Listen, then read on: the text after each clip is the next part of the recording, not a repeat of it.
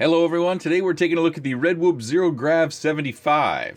I built mine with Happy Model 1102 10,000 kV motors, Gem Fan 40mm tri-blade props, Beta FPV 2S all-in-one, Ishii Nano VTX, the new one, the V2 with the microphone. Audio on a micro like this still sounds pretty bad. And the Runcam Nano 3 with the original lens. Motor post to motor post, I'm getting about 79mm. I use two PH20 batteries, so I have the connectors for that, but these are rolled pins, so eventually I would need to change them out. It weighs just under 28 grams. I ran it on two G&B 300 milliamp 1S batteries, which brings our all-up weight to just a touch over 43 grams. Before we get started on the flight, I'm going to talk a lot about my tune, or at least a fair bit about my tune being off. After I'd done all the recording and editing, I found out that motor 2, or if you're looking at the quad, the left front motor, or if you're looking at from the tail, the right front motor is got a bent motor shaft. So that will definitely throw off a tune. I probably should have checked that earlier on, but again, I didn't notice it when I was flying. I only noticed it in the DVR.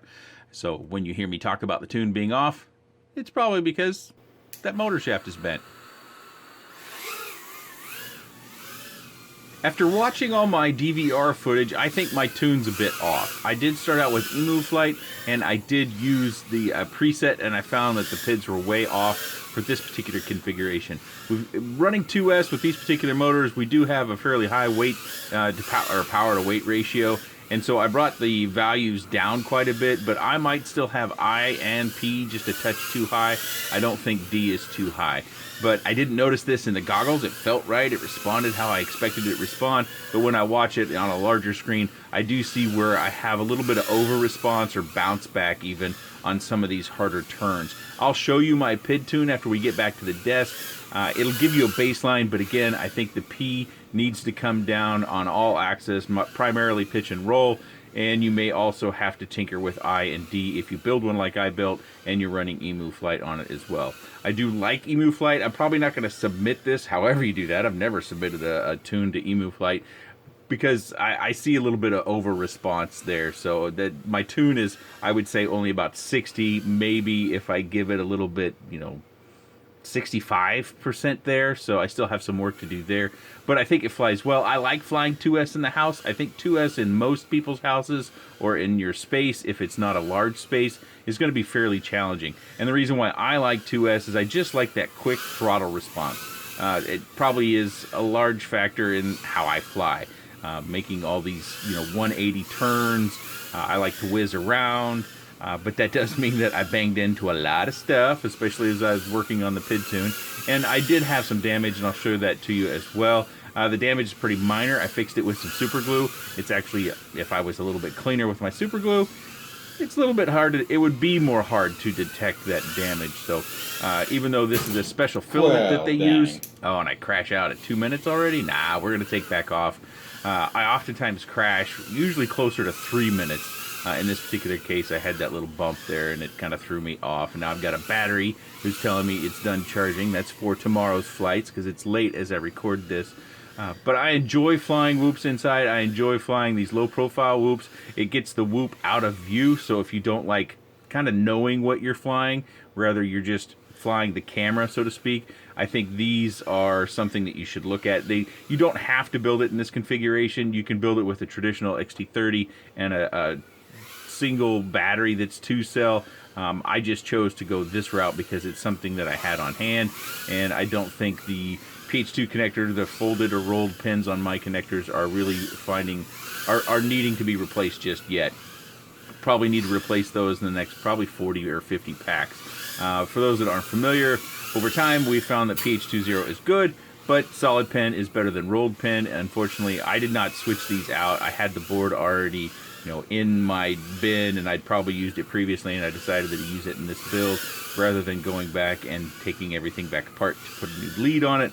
I decided that I would just fly it and see how it does, and I was pretty happy with it. I think it flies pretty well. Again, my PID tune isn't quite there yet, so some of you might not agree with me there, but that's okay. We can always agree to disagree sometimes. Redshifters has a number of different printed frames. I believe they are printed and made in New York, so if you're in the US, you should be able to get them fairly quickly.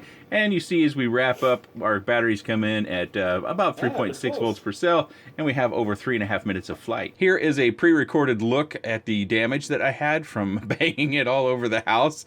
And again, you'll see it here at the desk if you didn't see it in the quick roll already, that I just fixed it with some simple super glue, some crazy glue, the typical stuff that we sell here in the US, and it seemed to work out just fine. Now, one thing you noticed, it was this one and this one that might have to do with maybe making more right-hand turns and clipping over here and then spinning and wanging over there. Not certain, but these were the two I broke, and a closer inspection you can see where my super glue is. Hopefully get my camera to focus. You can see that a little bit better. There we go. So you can see where my super glue is, and that's actually, I've got more super glue than I had breakage.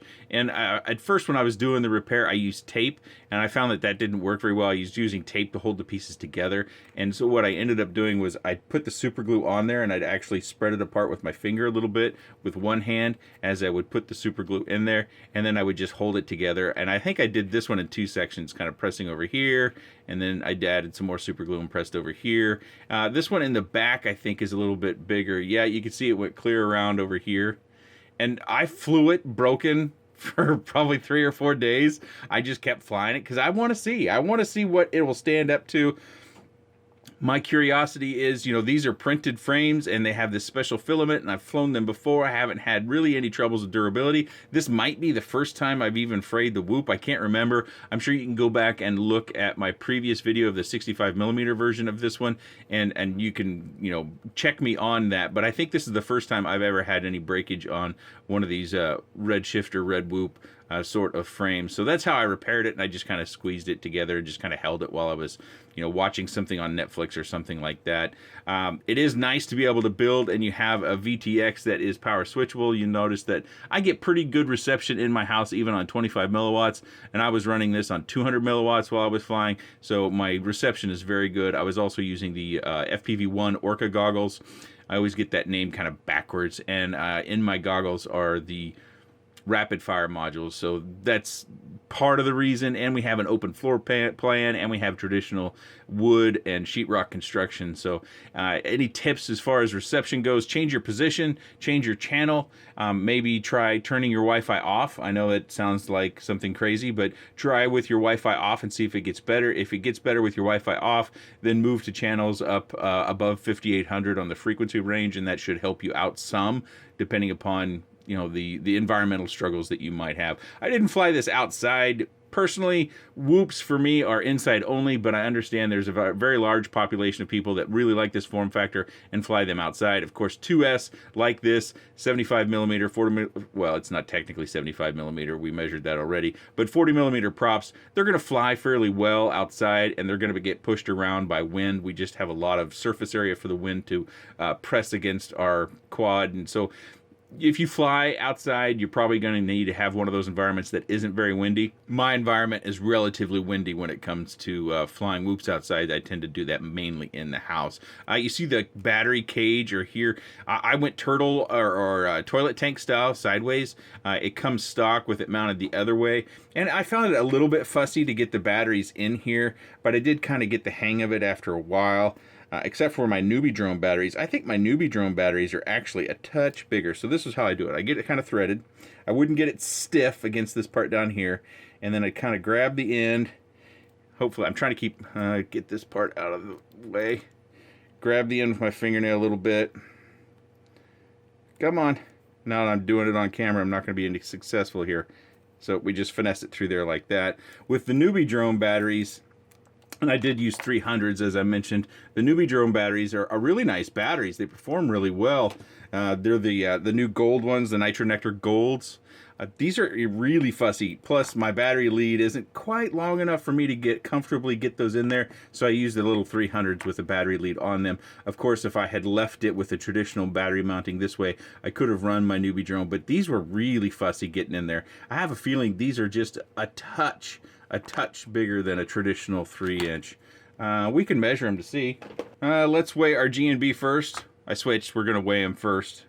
7.66, 8.12, so heavier. Let's get a measurement on the G&B. This isn't going to be real precise here, but I'd say 10.75 On the width, let's check the width on this one. Of course, we've got a little package folding here. So that's actually more narrow. Let's check the width now. 6.5, 6.43. So they're real close, but it just seemed really difficult to get these in. Maybe it was early on and I just wasn't finessing things the same way as I did later on. But they're good batteries. They come at a premium, and you can get those from newbiedrone.com. Stock, as I get my camera to focus here a little bit, stock can be a little bit hard because they are so popular. You'll also find, those of you that are familiar with Patrick J. Clark, he's very active in the micro brushless groups on Facebook.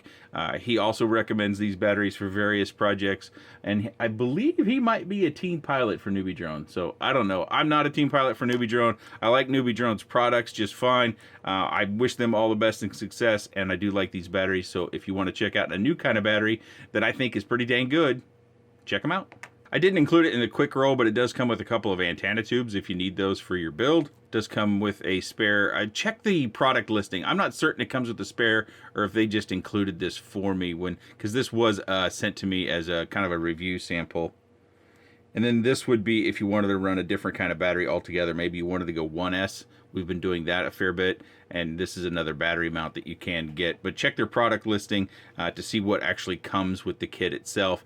They've got a host of other accessories. One of those accessories is a camera mount. So if you could tell, it's got a screw in it. So this would go right here on our little camera screw area.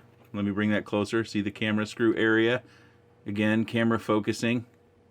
Camera screw area. This would go right there if you wanted to use an Insta360 Go and get some of that footage. Insta360 Goes, they run about $200 is my recollection, and they have a new FPV mode and they have a 5-minute recording mode. I was trying to put that on wrong here. This fits real tight. Let me get it back over there. I did not fly with this, but I think it's something that I might mount up for getting indoor scenic footage. Of course, it goes this way, so it would mount up right here, just about like that. Feels like a secure mount. This one is TPU printed. There's actually a couple of different, well, I think there is a couple of different elements to this. You can see I did glue my camera in. I should have mentioned that right away. And my camera angle is about as far as you can get it. And then I used welder, which is flexible still. And you can see I've pulled some off over here to secure the camera to that point, because I did find flying 2S, every time I banged it around, the camera would get misaligned. On 1S, I think it would get, the force that you bang with is less, so the camera is less likely to move at least as much. I flew my 65mm version without securing the camera down, but I was talking about the different filaments. You know, this is something, I think it's nylon based, but it's a custom mix that they have kind of created or come up with themselves to make these and make these so durable. But this feels more like rubber, the part that goes around your camera and then fits around the back. And you can see I've got some extra back here. You can put different sorts of cameras. Check out their website. They have a bunch of different camera mounts. Maybe you want to run a Caddx Ant. Maybe you want to run a much bigger camera like a Mini Ratel or a Toothless 2 Nano or something like that. Check out their website for different camera mounts. These struts that hold our motors, if you were to break one, they are replaceable. You can see, if I can get a good shot right down here, they kind of clip on. And the way I do it, and I think they have a video on their website to support this as well, is you kind of get one side in, and then I take a needle nose or something and I squeeze it, kind of clip it on the other side. You might be able to tell in there that it's split right in the center. So it kind of clicks into place and it has that resistance. See that you can see a little bit of my blue matte dot right between those two. So that mount point in that whoop that those struts or motor mounts go to are separated in there. So if you do break one, you can get more if you need to. Something I just now noticed, see that the back of my board, it's not down on the grommet. I wonder if that's pushing our motor position out a little bit and may have given me a false measurement here. Let me get that back in place and we'll remeasure the motor distance. No, I'm still getting about 79mm.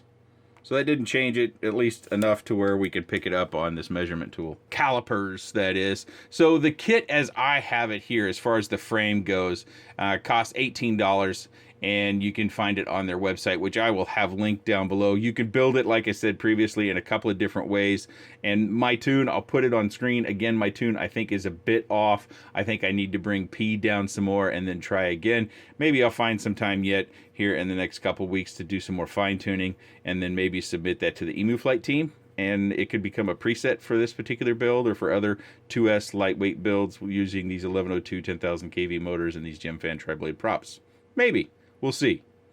Sometimes it takes me forever to get things done. And just a reminder, they have different camera mounts for stuff like the Insta360 Go. Those are separate purchases, and I think you do get more than one when you buy one. So like if it says $9 or whatever for the TPU, you won't be able to find the STL for these to mount that on Thingiverse or any other site. That's proprietary design. They do want those to be purchased, but I do think you get more than one. But of course, as always, check the website for the particular details on things of that nature. If you have any comments, questions, suggestions, or otherwise, please let me know in that section down below. I appreciate your time, and thanks for watching.